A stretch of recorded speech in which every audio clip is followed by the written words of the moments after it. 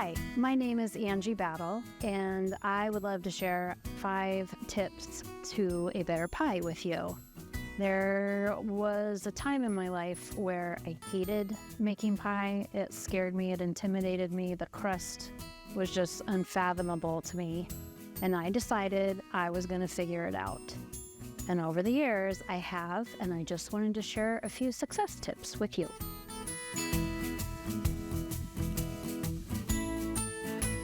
Stop while you're ahead.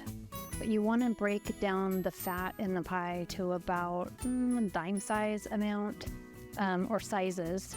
If you go much smaller than that, by the time you get done mixing in all the water or whatever kind of liquid that you're using, it's going to break down too much and it will reduce the crispiness and the texture, which to me is one of the most important parts about a pie in general.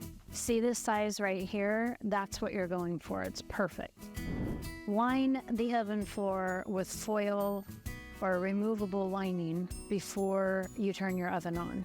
I cannot tell you how messy it gets when you don't do it, and the butter burns and the fruit filling sticks, and it's taking the joy out of making pies when you have to clean up afterwards. If you line your oven first, you won't have to worry about it. If you curl the edges up just a little lip on the foil, it'll catch anything that starts running towards the sides of the oven, either it's fat or the fruit fillings. It's still going to run off the edge of the foil. If you make a small lip, that stops that from happening. Always bake your pies on the bottom shelf of the oven. It doesn't matter if you're blind baking or what kind of pie it is. If you put it on the bottom of the oven, it stays warmer. It's hotter down there.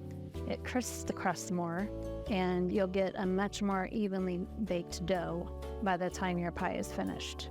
I read it somewhere in a cooking magazine, honestly, at one point, and I thought I'd try it. I was tired of the half-baked dough at the bottom of a pie crust, and that was one thing that was unacceptable to me.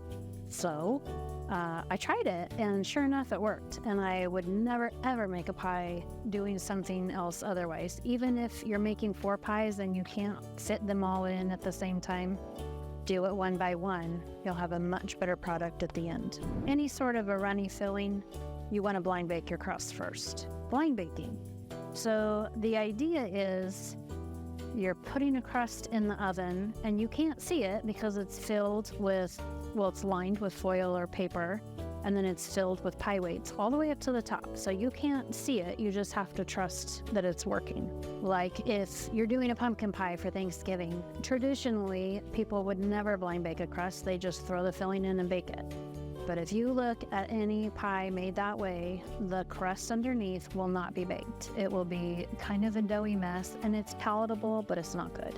You can smell it and you can see it. There's 2 ways to make sure that your pie is done, and a timer is not one of those. First, if you can't smell your pie, it's not done. You have to trust that process.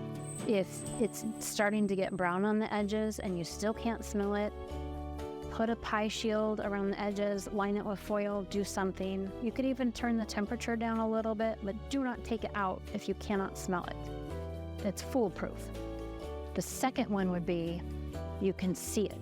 Every fruit pie has vents in the middle of some sort, because if you don't, your pie crust will tend to break apart while it's baking.